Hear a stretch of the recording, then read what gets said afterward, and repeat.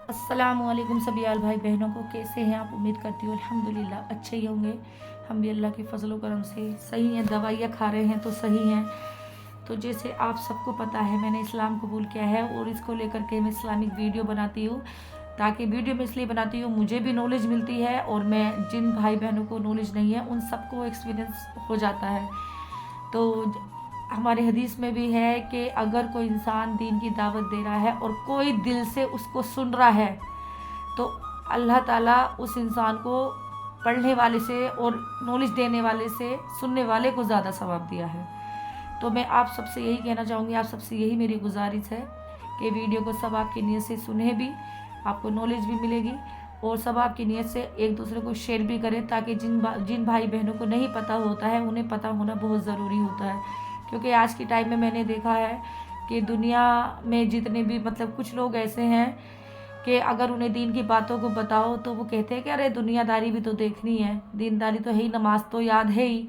तो नमाज याद है, मानते हैं नमाज याद है, नमाज का याद होना ज़रूरी है, वो हम पे फ़र्ज़ है नमाज़ पढ़ना और याद भी करना। लेकिन उसके साथ में हमें दीन को फॉलो करना भी हमारे लिए फ़र्ज़ है। ना कि ये नहीं कि फॉर्मेलिटी के लिए आपने नमाज़ पढ़ ली और दीन की गहराइयों में आपको पता नहीं है, दीन की नॉलेज आपको नहीं है। और सबसे मेन चीज़, सबसे पहले आपको कब्र के बारे में जानना बहुत ज़रूरी हो। कब्र की बातों का बहुत ज़रूरी पता होना चाहिए कि कब्र में सबसे पहले हमारा साथ कौन देगा। तो मैं आपको बताती हूँ, प्लीज़ वीडियो को पूरा देखें और वीडियो को शेयर भी करें। अगर आप चैनल पे न्यू है तो चैनल को सब्सक्राइब भी करें। तो मेरा भी मकसद ये है कि मैं मुसलमान बनी हूँ तो ज़रूर नहीं है कि मैं गोश्त खाने के लिए मुसलमान बनी हूँ। मुसलमान बनी हूँ तो इस्लाम को फॉलो करना मेरा फ़र्ज़ है, उस पे अच्छे से चलना और उसकी नॉलेज मुझे लेना मेरे ऊपर फ़र्ज़ है। मुझे पता होना चाहिए ताकि मुझे लोग ये ना कहे अरे मुसलमान नाम के लिए बनी है। लेकिन नहीं, अल्लाह से तौबा है, मुझे मुसलमान मैं बनी हूँ तो मैं इस्लाम को अच्छे से फ़ॉलो करूँगी और दूसरों को भी दावत दूँगी इस चीज़ की। तो आइए जानते हैं कब्र में सबसे पहले कौन साथ देगा। कब्र जहाँ इंसान बिल्कुल अकेला हो जाता है। कब्र वो चीज़ है जहाँ इंसान बिल्कुल अकेला हो जाता है। तो कब्र में जहाँ इंसान बिल्कुल अकेला हो जाता है, सबसे पहले साथ देने वाली चीज़ होती है तौहीद और नमाज। बेशक ये बात बिल्कुल हक है। अगर हमारे पास अमाल अच्छे हैं, तौहीद अच्छी है, तो हमें कब्र में कुछ भी नहीं होने वाला और हमारा यही साथ देगी और रोशनी भी मिलेगी। हदीस शरीफ के मुताबिक अगर नामे अमाल दुरुस्त हो तो बाकी अमल भी कबूल किए जाते हैं। सुभान अल्लाह, बाकी अमल भी कबूल किए जाते हैं, कुरान और सदका बच जाते हैं। वहाँ तन्हाई और अंधेरा उसका इंतज़ार करती है। जब इंसान की फौत हो जाती है, यानी कि इंतकाल हो जाता है, तो कब्र का अंधेरा और तन्हाई उसका इंतज़ार करती है, बड़ी शिद्दत से इंतज़ार करती है। कब्र का पहला सवाल होगा मन रब्बुका। कब्र का पहला सवाल होगा मन रब्बुका।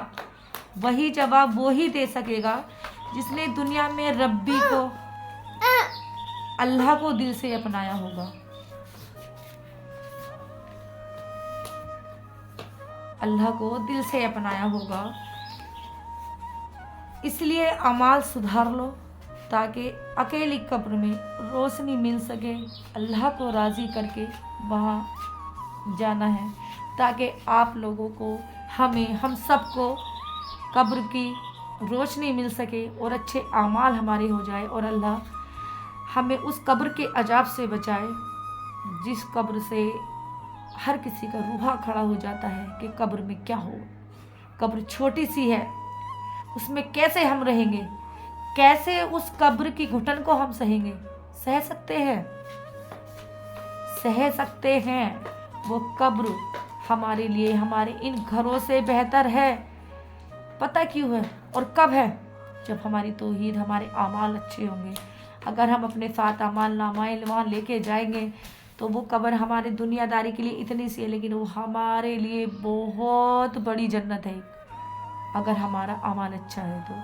अगर हमारा अमाल अच्छा नहीं है, तौहीद अच्छी नहीं है, नमाज नहीं पढ़ते, सदका ज़कात नहीं करते, तो अल्लाह हम सबको उन ऐसी चीज़ों से बचने की तौफीक दे मेरे मौला, और हमें सही रास्ते पे आप सभी भाई बहनों को, सारे मोमिनों को, सारी मोमिनाओं को अल्लाह दीन पे चलने की तौफीक अता फरमाए मेरे मौला।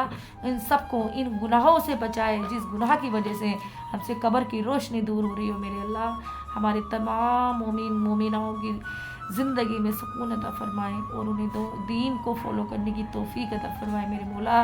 और जहाँ भी फ़िलिस्तीन में, गाज़ा में या सूडान में या अल्लाह ईरान में, जितनी भी जहाँ भी अल्लाह ये मुसीबतें आ रही हैं, छोटे छोटे बच्चों की हत्याएं हो रही है अल्लाह, भूखे प्यासे तड़प रहे मेरे मौला, उन सबको सब्र अता फरमाए अल्लाह, उनकी हिफाजत अता फरमाए मेरे मौला। जरा जरा से मासूम बच्चे तड़प तड़प के अपनी जान गंवा दे रहे हैं मेरे अल्लाह, उनको सब्र दे और अल्लाह उनको सईदों में गिनती अता फरमाना मेरे मौला।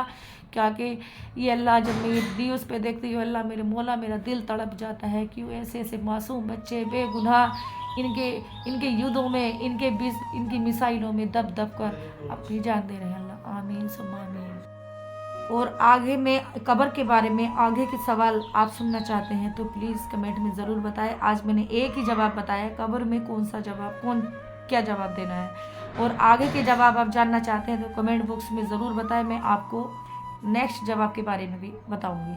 और दुआ में याद रखना, और इन मासूम बच्चों के लिए आप दुआएं करते रहना, नमाज़ पढ़ते रहना और अपने अमाल, अपनी तौहीद को बरकरार रखना, ताकि आपको, हमको, सबको कब्र में रोशनी मिल सके। हम सबको ऐसा बनना है, अल्लाह हम सबको हिदायत दे और नेक रास्ते पे चलने की तौफीक अता फरमाए। आमीन सुम्मा आमीन।